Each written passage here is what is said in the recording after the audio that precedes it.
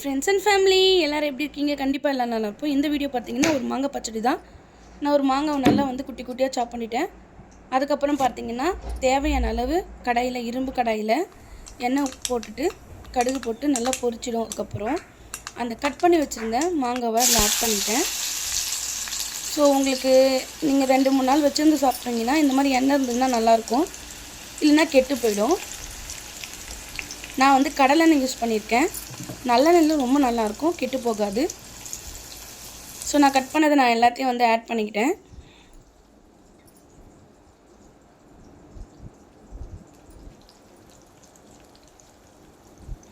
தனு பாப்பா ரொம்ப நல்லா கேட்டுட்டு இருந்தாங்க.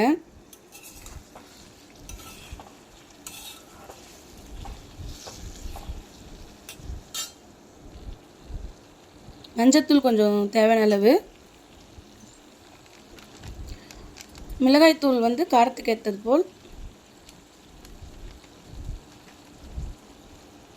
உப்பு தேவையான அளவு, கொஞ்சமாக நமக்கு சுகர். இதுக்கு இடையில பார்த்திங்கன்னா நான் சாதத்தை வேக வச்சுருக்கேன். ஒரு முக்கியமான ஒரு விஷயம் சொல்கிறேன். இப்போ நான் சுகர் ஆட் பண்ணிட்டேன். சுகர் போட்டால் அந்த இனிப்பு, காரம், புளிப்பு, உப்பு, ஸோ இது எல்லாமே ஒரு டிஃப்ரெண்ட் டேஸ்ட் கொடுக்கும்.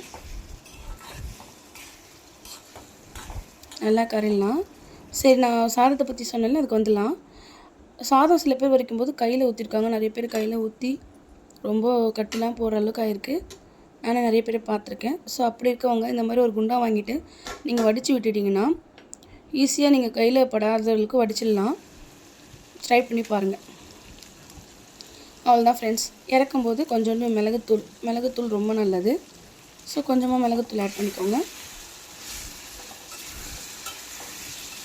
நான் எப்போவுமே இதுதான் செய்வேன். நானாக சாப்பிட்ற மாதிரி இருந்துச்சுன்னா நான் கொஞ்சம் பெரிய பெரிய துண்டாக போடுவேன். குட்டி பாப்பான்றதுனால அவங்களுக்கு கொஞ்சம் சின்ன சின்ன துண்டாக போட்டு கொடுத்துருக்கேன். அவ்வளோதான் ஃப்ரெண்ட்ஸ், முடிஞ்சிடுச்சு ஃப்ரெண்ட்ஸ். Thank you friends. ரொம்ப ரொம்ப நன்றி ஃப்ரெண்ட்ஸ் அண்ட் ஃபேமிலி. வாட்ச் பண்ணதுக்கு ரொம்ப நன்றி. Thank you. Tata. I love you all. Bye.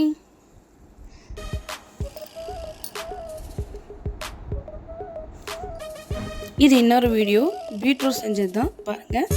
ஒரு அருமையான பீட்ரூட் பொரியல் பார்த்துட்டு லைக் பண்ணிவிட்டு, ஷேர் பண்ணிவிட்டு, கமெண்ட்ஸ் பண்ணிவிடுங்க.